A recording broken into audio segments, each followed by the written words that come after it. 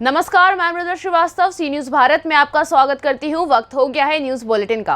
Bulletin में खबरों की शुरुआत करेंगे और जानेंगे कहां पुलिस को मिली बड़ी सफलता और अंतरराष्ट्रीय ठग गिरोह के 3 सदस्यों को किया गिरफ्तार। आगे देखेंगे कहां अपराधियों पर लगाया जा रहा है अंकुश। इसी क्रम में बढ़ेंगे अगली खबर पर और जानेंगे कहां जमीनी विवाद को लेकर 2 पक्षों के बीच हुई मारपीट। ऐसी ही तमाम खबरों पर आइए विस्तार से करते हैं चर्चा।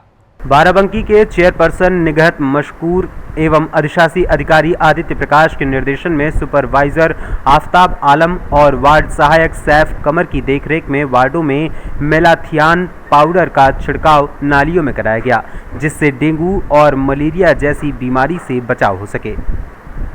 बाराबंकी से सी न्यूज संवाददाता मोहम्मद अरशद की रिपोर्ट। खबर भिंड से है, जहां भिंड पुलिस को बड़ी कामयाबी हाथ लगी है। अंतर्राज्यीय ठग गिरोह के 3 सदस्य गिरफ्तार किए गए हैं। लोगों को कार से लिफ्ट देकर उनकी जेबें काटते थे। ठग गिरोह के सदस्यों ने दूसरे व्यक्ति के नाम पर कार फाइनेंस करा रखी थी। कई जिलों में कार से लिफ्ट देकर लोगों के साथ ठगी कर चुके हैं। पुलिस ने गिरोह के सदस्यों से लग्जरी कार सहित नकदी, मोबाइल फोन बरामद किए हैं। ऐशो आराम की जिंदगी जीने के लिए घटना को अंजाम देते थे ये ठग। पुलिस अधीक्षक शैलेंद्र सिंह चौहान के निर्देशन में साइबर क्राइम टीम ने गिरोह के सदस्यों को ट्रेस कर गिरफ्तार कराया।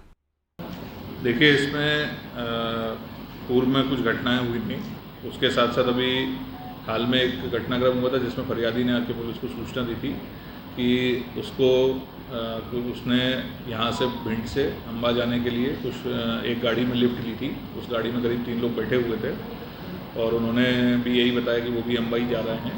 तो लिफ्ट के देने के बहाने वो गाड़ी में बैठ गया और उसके बाद जब वो गाड़ी जाने लगी तो उन्होंने बोला कि दरवाज़ा इसका ढीला है तो इसको पकड़ के बैठे। तो वो उसको पकड़ के बैठा रहा दोनों हाथों से और उसके थोड़ी देर बाद उन्होंने ये बोला कि दरवाज़ा सही नहीं है, तो इसको गाड़ी को हम लोग को ठीक कराने के लिए भी वापस जाना है। ऐसा कह के उन्होंने उसको वहीं उतार दिया, गाड़ी वापस मोड़ ली और जैसे ही उसको उतारा तुरंत तेज़ गति से गाड़ी भगा के वो लोग वहाँ से निकल गए। उनके जाने के बाद जब व्यक्ति ने अपना खुद को देखा, चेक किया, तो उसने पाया कि उसके पास से जो पैसे थे और उसका जो ATM कार्ड वगैरह जो सामान अन्य था वो सब उसका चोरी हो गया था। इसकी उसने पुलिस को सूचना दी। उसके बताए हुए हुलिये और गाड़ी की जानकारी के आधार पर पुलिस ने इन लोगों का पता लगाना शुरू किया। तो इसमें पुलिस का जो गाड़ी थी जिस व्यक्ति के नाम पे थी उसको पूछताछ के लिए लाए तो उसके द्वारा बताया गया कि वो मजदूरी करता है और गाड़ी उसके नाम से एक अन्य व्यक्ति ने फाइनेंस कराई हुई है। सारा पैसा जो है वो कुछ अन्य व्यक्ति ने उसमें लगाया है। उसकी निशानदेही के आधार पर उस व्यक्ति का पता किया गया तो पता चला कि वो व्यक्ति जो है वो पूर्व में भी ऐसी कई घटनाक्रमों में संलिप्त रहा है और बहुत पेशेवर और बदमाश किस्म का आदमी है।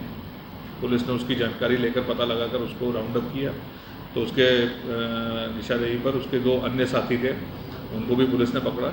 ये तीनों बहुत ही शातिर किस्म के अपराधी थे। इनके द्वारा ये अंतर्राज्यीय पूरा एक गिरोह था और ये यूपी के अलावा MP, राजस्थान, दिल्ली, NCR और अन्य जगहों पर वारदातों को अंजाम देते थे।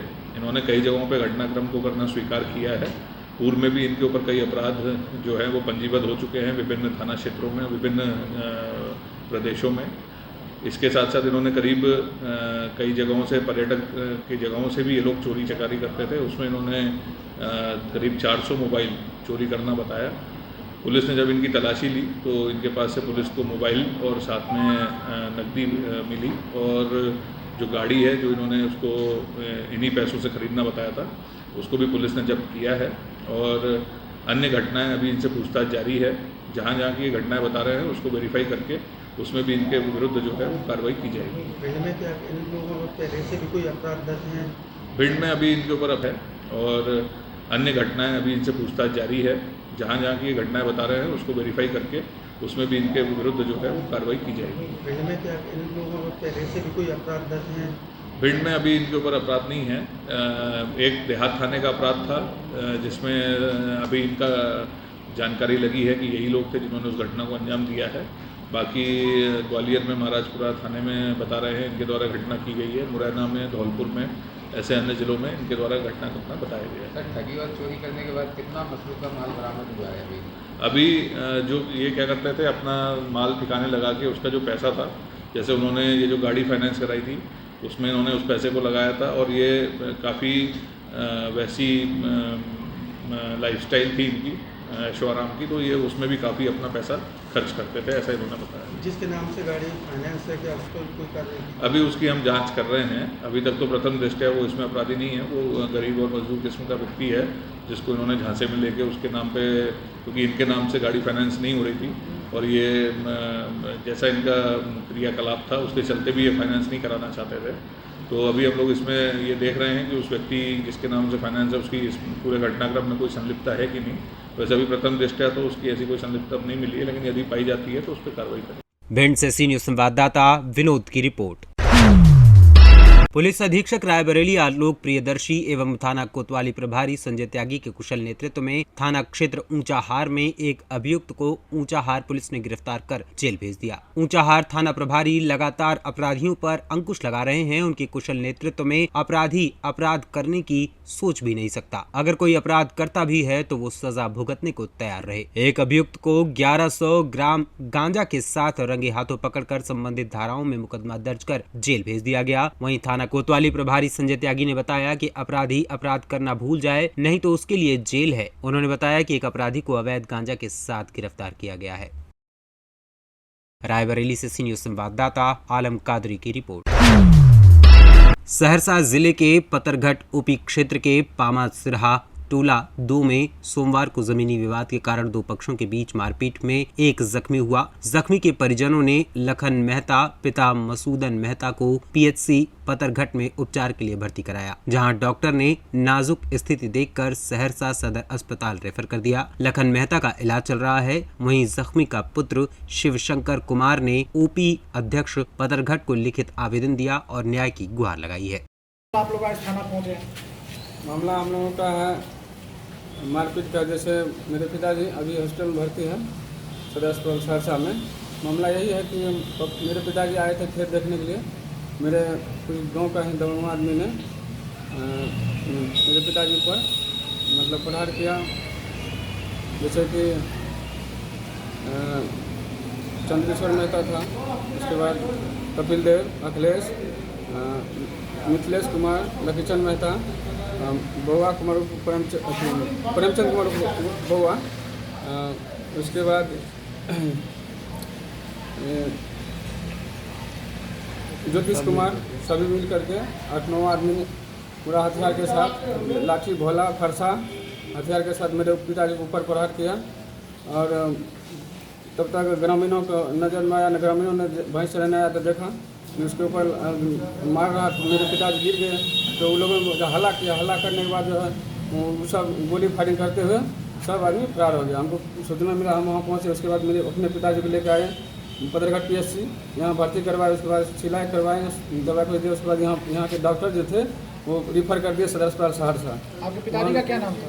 लखन मेहता। घर कहाँ? घर पामा वार्ड नंबर 2। जमीन विवाद कहाँ? जमीन विवाद पामा में है, वार्ड नंबर 2 ठाड़े के पास। ठाड़े के कुछ ग्रामीण आदमी द्वारा मेरे पिताजी का जान बच गया, नहीं तो नहीं बचता। और वहाँ से लेकर आए अस्पताल सदर पतरघट पीएचसी, यहाँ से रेफर किए। अभी सहरसा में भर्ती हैं सदर अस्पताल में मेरे पिताजी। लूटपाट भी हुआ है? लूटपाट भी हुआ। मेरे माताजी के साथ भी मारपीट हुआ, लूटपाट जेवर जो भी थे। और मेरी पत्नी आई तब तक जानकारी मिलने के बाद मेरी पत्नी के साथ भी मारपीट। उसके बाद जो जेवर था वो लोग छीन लिया। मेरे पिताजी के पास कुछ पैसे थे वो भी निकाल लिए वो लोग। और मेरे पिताजी जख्मी हालत में भर्ती में मौत से जूझ रहे अभी। क्या नाम है आपका? मेरा नाम है शिवशंकर कुमार। क्या आप इसकी सूचना नज़दीकी थाना को दिए? हाँ, थाना को दे दिए। थाना को आवेदन दिए? जी, ये घटना है 10 तारीख को दिन को 3 बजे करीब। सहरसा से सी न्यूज संवाददाता कविंदर की रिपोर्ट। संत कबीर नगर के पौली विकास खंड के अंतर्गत ग्राम सभा नारायणपुर बंधे के ऊपर तक पानी आ गया है। बंधे के ऊपर मेड़ बंधी करके गांव को बचा रहे ग्रामवासियों में कोहराम मचा हुआ है। जी हां, आपको बता दें कि संत कबीर नगर के पूरे प्रशासन के पास जानकारी पहुंच गई है। प्रशासन के अधिकारी मौन बैठे हुए हैं। जानकारी दिए हुए 24 घंटे बीत गए हैं, लेकिन अभी तक कोई भी मौके पर नहीं पहुंचा है। क्या नाम है आपका और आप किस गांव में खड़े हैं और किस लिए खड़े हैं इतने लोग भीड़ लगा के? सर, हमारा हीरालाल निशान नाम है और हम इसी ग्राम यानी नारायणपुर ग्राम समाज में निवासी हैं हम। और वर्तमान समय नारायणपुर ग्राम समाज के दक्षिण सरे बगल एक रिंग बांध है और बाढ़ से वह बांध कटने कगार पे है। वो बांध कट भी गया था, लेकिन हम पूरे ग्राम समाज के लोग बच्चा बच्चा मिल करके उस बात को हम लोग बांध रहे हैं और बार बार फोन किया जा रहा शासन प्रशासन, आज तक कोई सुनवाई नहीं हुआ। अभी तक शासन प्रशासन से कोई नहीं आया है? कोई भी नहीं आया सर। क्या कह रहे हैं? कह रहे हैं कि अब आप सब जो है बांध लो, हमारे पास टाइम नहीं है। क्या नाम है आपका? अर्जुन कुमार सर। आप लोग ऐसे यहाँ पे जो खड़े हैं, ये कैसी भीड़ लगा खड़े हैं? सर हम नारायणपुर के गांव में खड़े हैं, ये बांध कट गया है और हम लोग यहाँ अपने सब लोग मिलकर बांध रहे हैं खुद। हम लोग फ़ोन किए शासन प्रशासन के पास, लेकिन कोई अभी तक आया नहीं है। कब से जानकारी दी है? कल सुबह से ही जानकारी दे चुके हैं हम लोग। ये कितना टाइम हो गया है जो है इसी तरह बाढ़ जो है घुसा हुआ है गाँव में? पूरी रात 2 दिन हो गया सर। ये अभी तक कोई नहीं आया है? कोई नहीं आया।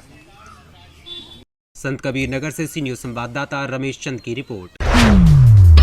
भारतीय किसान टी ग्रुप के ब्लॉक अध्यक्ष ब्रज किशोर लोधी ने भगवान इंद्र के खिलाफ मुकदमा दर्ज कराने के लिए थाना प्रभारी को लिखित प्रार्थना पत्र देते हुए शिकायत की है। लगातार हो रही बारिश से गुस्साए ब्लॉक अध्यक्ष ने इंद्र भगवान के खिलाफ तहरीर दी। गरीब किसानों के लिए मसीहा बने ब्लॉक अध्यक्ष किसानों की भरपाई को लेकर इंद्र भगवान के खिलाफ मुकदमा दर्ज कराने की मांग की है। इंद्र भगवान की वजह से किसानों को भारी नुकसान हुआ है, ऐसा कहकर उन्होंने उनके खिलाफ मुकदमा दर्ज कराया है। और आपने शिकायती पत्र दिया है थाने में, किसके विरुद्ध दिया है? नाम मेरा ब्रज किशोर लोधी, भारतीय किसान यूनियन ब्लॉक अध्यक्ष हूँ। मैंने भगवान इंद्र के खिलाफ शिकायत की है। किस संबंध में शिकायत की? वर्षा के संबंध में सर। इसमें इतनी बारिश हुई कि भगवान इंद्र जो है वर्षा के देवता हैं। जैसे मंत्रियों का पद होता है, देवता में उनको मंत्री का पद मिला हुआ है वर्षा का, तो इनके खिलाफ ये कि पूरी फसलें चौपट बर्बाद हैं, कि गरीबों के मकान गिर गए, कोई न्याय नहीं मिल रहा है। अगर किसी इंसान ने किया होता तो उसके खिलाफ शिकायत करती। ये तो केवल भगवान देवता ने इंद्र ने ही किया है। थाने से क्या आश्वासन मिला है आपको? उन्होंने तो कोई आश्वासन नहीं दिया। वो कह रहे थे कि आप डीएम के पास जाओ या एसडीएम के पास जाओ, वहाँ होगा तुम्हारा ये। क्या चाहते हो आप? मैं ये चाहता हूँ कि इसमें सर FIR दर्ज हो, तो इसके खिलाफ मैं हाई कोर्ट तक भी जाऊंगा। हाई कोर्ट से नहीं अगर न्याय मिला तो सुप्रीम कोर्ट जाऊंगा। हमीरपुर से सी न्यूज संवाददाता अवधेश की रिपोर्ट। खबर जालौन से है, जहां माधवगढ़ तहसील में भारी बारिश के चलते तहसील परिसर और क्षेत्र में अत्यधिक जलभराव होने की वजह से अधिकारियों और अधिवक्ताओं के आवागमन में काफी परेशानियां हो रही हैं। इस संबंध में अधिवक्ताओं ने एक पत्र लिखकर एसडीएम और तहसीलदार को देते हुए मांग रखी कि तहसील क्षेत्र में भारी बारिश के चलते आवागमन बाधित हो रहा है, इस वजह से न्यायिक कार्य में बाधा उत्पन्न हो रही है, इसलिए तत्काल प्रभाव से 22 अक्टूबर तक न्यायिक कार्य स्थगित रखे जाएं। जहां एसडीएम ने तत्काल प्रभाव से अधिवक्ताओं की मांग पर 22 अक्टूबर तक न्यायिक कार्य स्थगित करने की मांग स्वीकार कर ली है। जालौन से सी न्यूज संवाददाता देवेंद्र की रिपोर्ट। कन्नौज शहर के कृष्णानगर स्थित धीरा ताल स्थानीय निवासियों के लिए मुसीबत का सबब बना हुआ है। घरों में पानी भर रहा है, निकलने का रास्ता नहीं है। आप तस्वीरों में साफ देख सकते हैं कि किस तरह से पूरी रोड पानी में तब्दील हो चुकी है। घरों के बाहर पानी भरा हुआ है, गंदगी बेशुमार है, निकलने का कोई रास्ता नहीं। स्थानीय निवासियों का कहना है कि इस समस्या को लेकर कई बार अधिकारियों की चौखट पर गुहार लगाई जा चुकी है, लेकिन किसी भी अधिकारी ने समस्याओं का समाधान करने की जहमत नहीं उठाई है। अगर ऐसा ही रहा तो आने वाले वक्त में इसका जवाब स्थानीय निवासी अपने तरीके से देंगे। नाम है आपका? उस्मान जी, जो पानी की समस्या किस तरह से बनी हुई है यहाँ पर? लगातार पानी निकल नहीं पा रहा, लगातार तालाब ओवर भरा हुआ है, तो निकल नहीं पा रहा। निकलने कोई व्यवस्था होना चाहिए, जब नहीं निकलेगा तो बस्ती गिरेगी। मकानों में पानी भरा, मकान गिर जाएंगे। क्या इस चीज़ को लेकर कभी अधिकारियों से आप मुखातिब हुए? डीएम के यहाँ भी गए हम लोग, 2-3 बार गए, लेकिन सुनवाई कहीं कुछ नहीं हुई। आखिर क्या वजह जो पानी यहाँ पर भरा रहता है? तालाब का ओवरफ्लो हो जाना, मतलब पानी का निकास नहीं।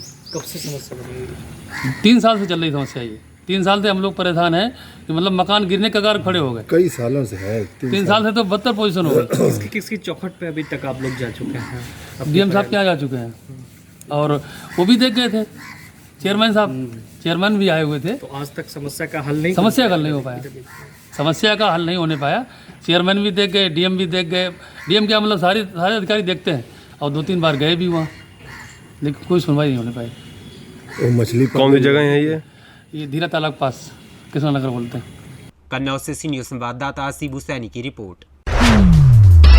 खबर रांची से है, जहां नामकुम थाना क्षेत्र के बरगावा स्थित एयरटेल के एक वेयरहाउस में आग लग गई थी, जिसे 4 दमकलों ने मिलकर आग पर काबू पाया और सामान्य किया स्थिति को। रांची से सी न्यूज़ संवाददाता चंदन की रिपोर्ट। रोहतास जिला मुख्यालय सासाराम में जनता दल यूनाइटेड के नेताओं के द्वारा 1 दिवसीय महाधरना का आयोजन किया गया, जिसमें जदयू ने भाजपा के खिलाफ हल्ला बोल पोल खोल महाधरना देकर भाजपा के खिलाफ जमकर नारेबाजी की। जदयू नेताओं ने भाजपा सरकार पर बिहार में होने वाले नगर निकाय चुनाव में अति पिछड़ों के आरक्षण को षड्यंत्र के तहत रोक लगाने का आरोप लगाया है। जदयू नेताओं ने कहा कि केंद्र की बीजेपी सरकार ने ही साजिश के तहत हाईकोर्ट के माध्यम से बिहार में होने वाले नगर निकाय चुनाव में अति पिछड़ों के आरक्षण से वंचित करते हुए उन पर रोक लगवा दी है, जिससे बिहार की जनता कतई बर्दाश्त नहीं करेगी और भाजपा को आगामी आने वाले चुनाव में करारा जवाब देगी।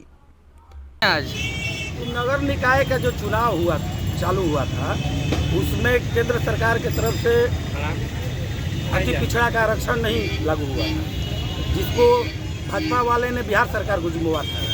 तो हम लोग उसी में हल्ला बोल भाजपा का पोल खोल महाधरना प्रदर्शन कर रहे हैं कि बिहार की जनता को अब जुमलाबाजी नहीं चाहिए, अब अति पिछड़ा को आरक्षण चाहिए और जब ले नहीं मिलेगा हम लोग धरना प्रदर्शन करते रहे। क्या नाम है?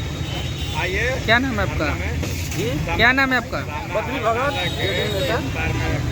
रोहतास से सी न्यूज़ संवाददाता पंकज की रिपोर्ट। फिलहाल के लिए इस न्यूज़ बुलेटिन में बस इतना ही। देश और दुनिया की तमाम खबरों को जानने के लिए देखते रहिए सी न्यूज़ भारत। हर खबर आपके साथ, आपके हाथ।